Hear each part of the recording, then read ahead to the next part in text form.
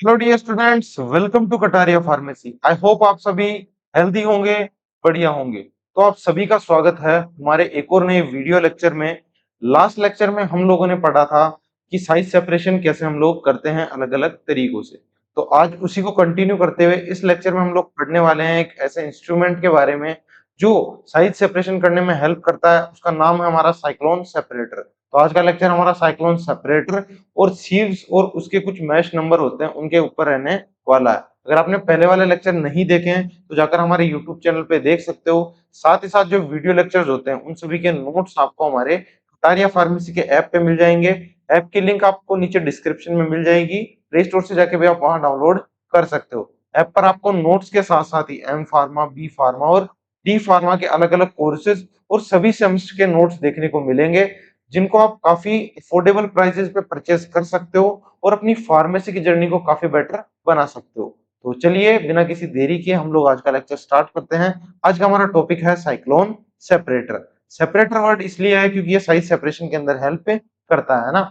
Size separation पहले हमने देखा था कि साइज रिडक्शन, और उसके बाद अगला टर्म आया था हमारा साइज सेपरेशन। तो साइज सेपरेशन में क्या होता है कि हम लोग अलग अलग साइज के पार्टिकल्स को सेपरेट करते हैं, अलग अलग करते हैं, ताकि फॉर्मुलेशन में कोई दिक्कत ना आए और एक तरीके के यूनिफॉर्म पार्टिकल्स की वजह से जो हम फॉर्मेशन कर रहे हैं जिस भी मेडिसिन का, उसके अंदर कोई भी दिक्कत ना रहे और उसका एक बेटर प्रोडक्ट हमको मिले। तो चलिए आज का टॉपिक हम देखते हैं। आज का है हमारा साइक्लोन सेपरेटर। इसकी डेफिनेशन सबसे पहले देखेंगे।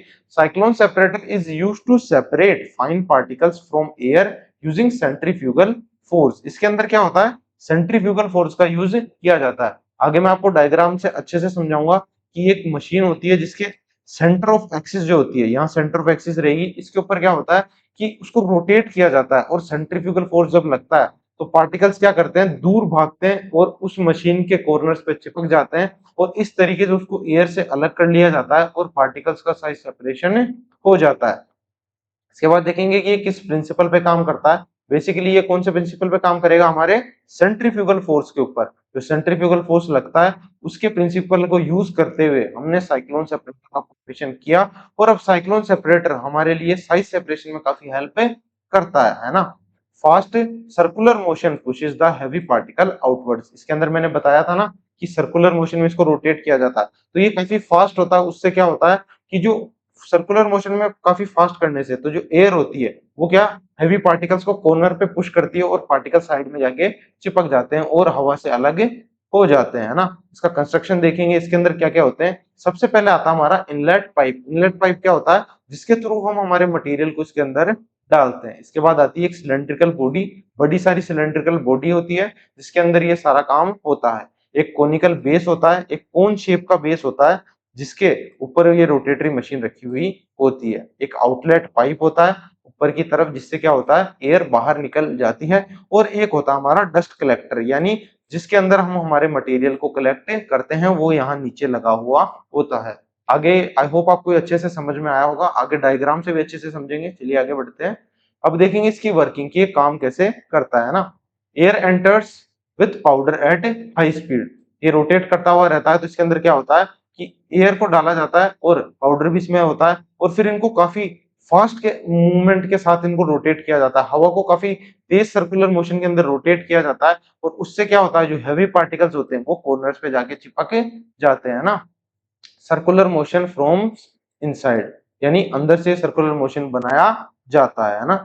और heavy particles move to wall. जो हैवी पार्टिकल्स रहेंगे वो इस सेंट्रीफ्यूगल फोर्स के कारण वॉल्स पे जाके चिपक जाएंगे। Particles fall down in collector. Walls पे जैसे गिरेंगे तो यहाँ पर धीरे धीरे आके नीचे रखस जाएंगे, यानी उन पे ग्रेविटी फोर्स लगेगा तो वो उन्हें नीचे ले आएगा और फिर इसके अंदर यहाँ कलेक्टर में ये कलेक्ट हो जाएंगे। इस तरीके से ये काम करता है। क्लीन एयर कम्स आउट, और यहाँ पर साफ जो हवा होती है वो आके बाहर निकल जाती है। इसके बाद देखेंगे इसके क्या क्या एप्लीकेशन है कि ये कहाँ कहाँ यूज होता है ना। Spray dryer powder collection. जो स्प्रे एयर का हम पाउडर बनाते हैं उसके फॉर्मेशन के अंदर या उसके साइज सेपरेशन के अंदर भी इसका यूज होता है।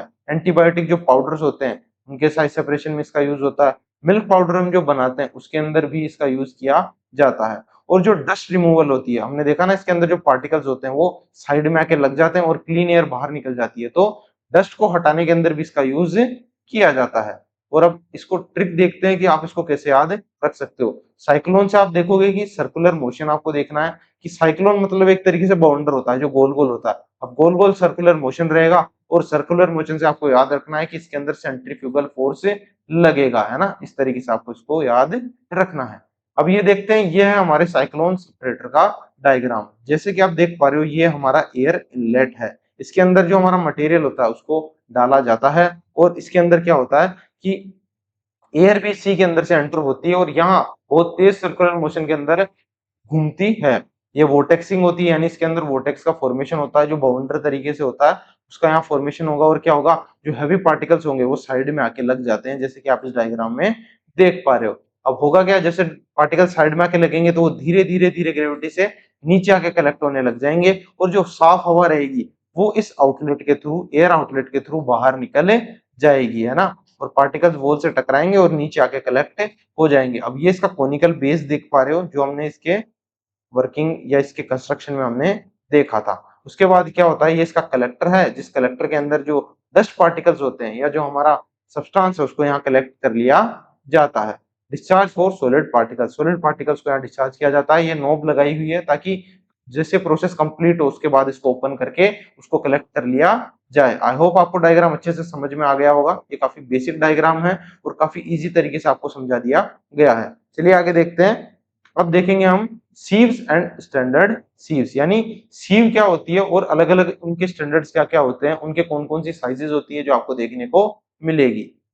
डेफिनेशन देखते हैं। सीव इज अ वायर मैश, यानी एक तरीके की वायर की मैश यानी छलनी होती है जो साइज सेपरेशन के अंदर यूज की जाती है। अलग अलग पार्टिकल जिनकी अलग अलग साइज है उनको अलग अलग सेपरेट किया जाता है बेस्ड ऑन द साइज, उनके साइज के बेसिस पे उनको सेपरेट किया जाता है।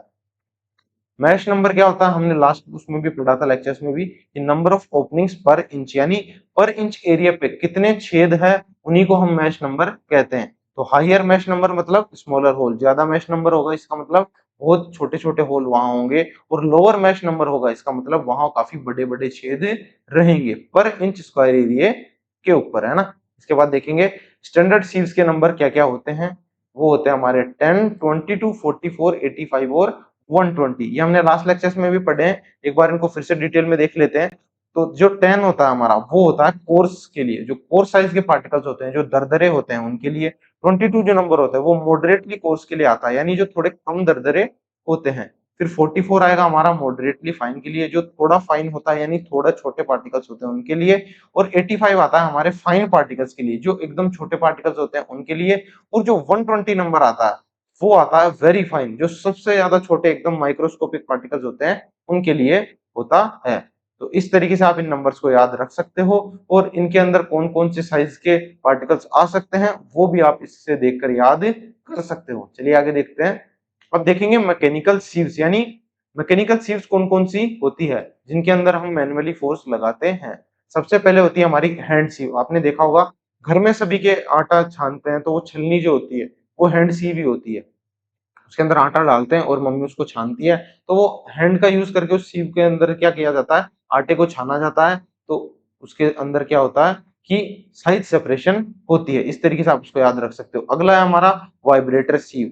जो साइज सेपरेशन के अंदर सीव मशीन होती है उसके अंदर भी ये देखने को आपको मिलता है। इसके अंदर क्या होता है, मैश को वाइब्रेटर पे रखा जाता है, फिर जैसे वो वाइब्रेटर वाइब्रेट करेगा तो मैश फिल्टर आउट कर देती है पार्टिकल्स को। एक होती है हमारी रोटेटरी सीव, जिसके अंदर क्या होता है, सीव रोटेट करती रहेगी और पार्टिकल उस पर गिरेगा और उसके ऊपर छनकर बाहर निकल जाएगा। लास्ट है हमारा सीव शेकर। ये आपको लेबोरेटरीज में बहुत ज्यादा देखने को मिलेगा। इससे क्या होता है कि अलग अलग साइज पे अलग अलग पार्टिकल्स को सेपरेट किया जाता है। सीव शेकर आपको अपनी फार्मास्यूटिकल लेबोरेटरीज में भी देखने को मिलेगा। इसके बाद देखते हैं कि इसके क्या क्या यूज होते हैं। लेबोरेटरी टेस्टिंग के अंदर इसका यूज किया जाता है।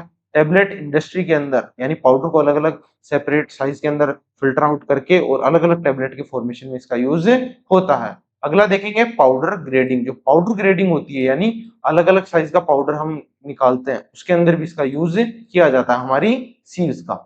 इसके बाद देखेंगे कि किस ट्रिक से आप इसको याद रख सकते हो। अगर हाई मैश है यानी ज्यादा फाइन रहेगा, बड़ी मैश मतलब ज्यादा फाइन पार्टिकल आप देख पाओगे, है ना। इस तरीके से आप उसको याद रख सकते हो। आगे हम देखेंगे जो हमारे टेबल के फॉर्म में हमने बनाई है, एक ये मैश नंबर है इसकी अपर्चर का साइज है और क्लासिफिकेशन ऑफ यूज है, यानी कहाँ-कहाँ इसको यूज ले सकते हैं, किस तरीके का पाउडर इससे हम सेपरेट कर सकते हैं। जो 10 नंबर की मैश होती है उसके अंदर कितना 2000 माइक्रोमीटर के उसके अंदर पार्टिकल्स को सेपरेट किया जा सकता है और वो कोर्स पाउडर बनता है। जो 22 नंबर की मैश होती है उसके अंदर 710 माइक्रोमीटर की साइज होती है उसकी, और उसके अंदर मॉडरेटली कोर्स पाउडर को सेपरेट किया जाता है।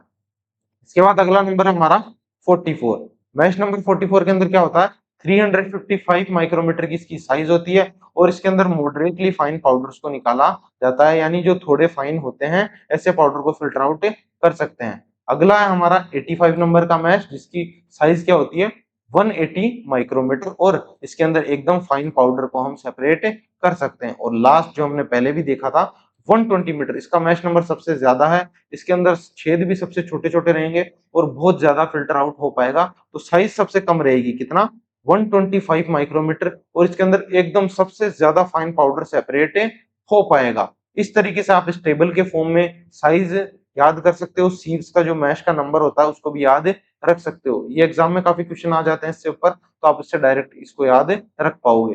तो मैं आप चाहता हूं कि आप लोग इस टेबल को रिवाइज करें, जिससे आपको सीव्स वाले टॉपिक में बिल्कुल भी दिक्कत ना आए। डायरेक्ट आपको सिर्फ इस मैश नंबर से आपको माइक्रोमीटर के अंदर इसकी साइज पता लग जाए और कैसा पाउडर से फिल्टर आउट होएगा, ये भी आपको इससे डायरेक्ट पता लग जाएगा। तो इस टेबल को जरूर से याद करना, और साथ ही साथ जो नोट्स रहते हैं उन नोट्स को भी रिवाइज करते रहना। तो आज के लेक्चर में इतना ही था। आज के लेक्चर में हम लोगों ने साइक्लोन सेपरेटर के बारे में पढ़ा, सीव्स और उसके मैश नंबर के बारे में पढ़ा। अगर कोई भी दिक्कत रहती है तो कमेंट सेक्शन खुला है, वहां जाकर अपना कोई भी डाउट पूछ सकते हो। साथ ही साथ जो हमारा ऐप है उसके ऊपर आपको अलग अलग कोर्सेज देखने को मिलेंगे, एम फार्मा, बी फार्मा और डी फार्मा के। हर तरीके का कोर्स आपको देखने को मिलेगा, उससे जाकर चेक कर सकते हो। सभी सेमेस्टर के नोट्स वगैरह काफी अफोर्डेबल प्राइजेस में, आप उन्हें भी देख सकते हो और परचेज कर सकते हो। मैं तो कहूंगा परचेज कर लो, इतने कम अप रेट्स के अंदर आपको अच्छे नोट्स मिल रहे हैं, आपकी फार्मेसी जर्नी बेटर हो रही है, तो और क्या ही चाहिए, है ना। इसके अलावा स्क्रीन पे आपको एक नंबर दिए गए होंगे, है ना, ये नंबर हमारे सर के हैं। अगर आपको स्टडीज के अलावा और कोई भी डाउट रहता है कि एग्जाम रिलेटेड कोई डाउट है, या फिर आप अपनी स्टडीज को और बेटर कैसे बनाए, टाइम मैनेज कैसे करें, उन चीजों के रिलेटेड अगर आपको कोई भी डाउट रहता है तो सर को डायरेक्ट व्हाट्सएप कॉल कर सकते हो आप, और व्हाट्सएप पे मैसेज भी कर सकते हो। टाइमिंग दी गई है ना, 9 AM टू 7 PM, इस टाइम के बीच में आप सर को फोन करना और अपना कोई भी डाउट पूछ सकते हो। कोर्स के रिलेटेड कोई क्वेरी रहती है तो वो भी आप इनसे पूछ सकते हो। आई होप आपको आज की वीडियो अच्छी लगी होगी। अगर वीडियो अच्छी लगी हो तो जरूर से लाइक करें, चैनल पे नए हो तो सब्सक्राइब करो और कमेंट करके अपना ओपिनियन जरूर देना। मिलते हैं नेक्स्ट वीडियो में, तब तक के लिए thank you so much for watching. Keep learning, keep studying, bye.